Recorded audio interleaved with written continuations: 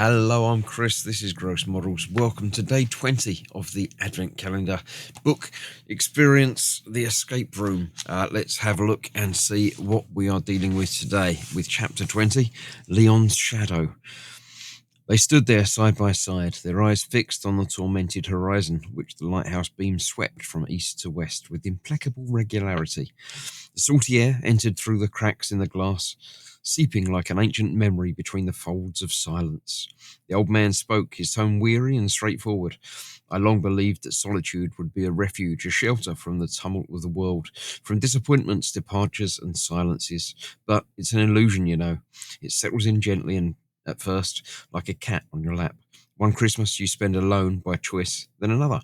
And one morning you wake up and realise you don't see anyone anymore. Not by choice, just because you stopped reaching out. Leon looked at him, that hunched profile, that familiar tone, those measured gestures that were all too much like him, like a blurred image in a broken mirror. Then something inside him shifted, a silent evidence, a presentiment that no longer needed words. He knew. And in a slow, almost wavering voice, he said, "So, this lighthouse, this solitude, is this what I become if I do nothing?" The old man turned his veiled, almost extinguished gaze towards him. "I didn't choose this lighthouse to escape to," he continued after a silence. "Well, not only that, I came here because, despite everything, I still had this stubborn idea that I could be, for someone, a light. A fixed point in the night, not a hero, not even a rescue, just a presence.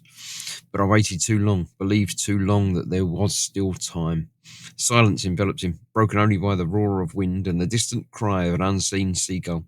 The lighthouse beam continued its slow, stubborn crossing of the sea. Leon shivered. "We can still change, right?"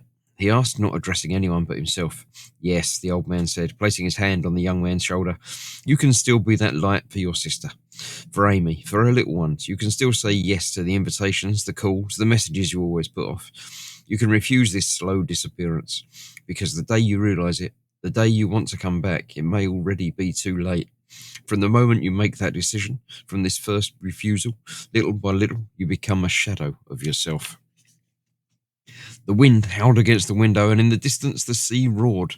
A beam of light continued its slow dance on the waves, and in this stubborn circle, Leon thought he understood what must be done. Leon begins to understand that he risks becoming a shadow of himself. Right, it's to do with shadows then. So we've got a picture here. We've got some dots in the shadows. The lightning there as well. As ever, let's go to the website page and see what it says we need to do. Enter your answer below. Carefully examine the illustrations to discover the hidden clue codes to solve the calculation. Okay, I don't even know what the calculation is. Is it Morse? We've got sort of not really distinguishable between dots and dashes. There's nothing over the page. It is just this one picture that we're dealing with. I don't know. Once again, it stumped me as to exactly what the puzzle is. There are these dots. Dot, dot, dash, dash, dash. But if it's a single word or more, or I really have no clue. Let's get a hint. There is something recognizable in Leon's shadow. Like a famous code, Morse code. Well, I saw that as Morse code. Possibly other Morse codes to find in Leon's shadow in other illustrations. So, not only in here, and you'd have to know Morse code. We have to go back to find other illustrations that's got Leon in it and a shadow.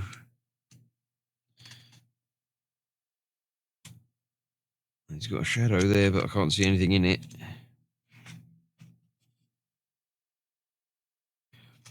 He's not in that one. He's not in that one. He's not in very many of these pictures, is he?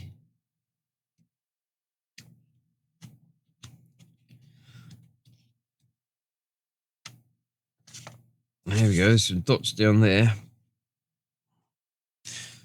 But I'm not entirely certain.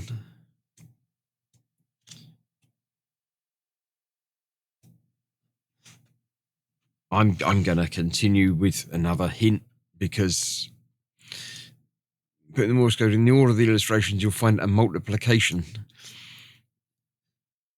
63 by 82. I don't know. I don't know Morse to know that, and I can't be bothered to work out the 5166. The 4 illustrations. Those were 4, 8, 7, and 2 in 20. Right, 4, 8, 17. Let's have a look at 4. Was that the one that I found? 4. Yeah, I found that one. I missed out on 8.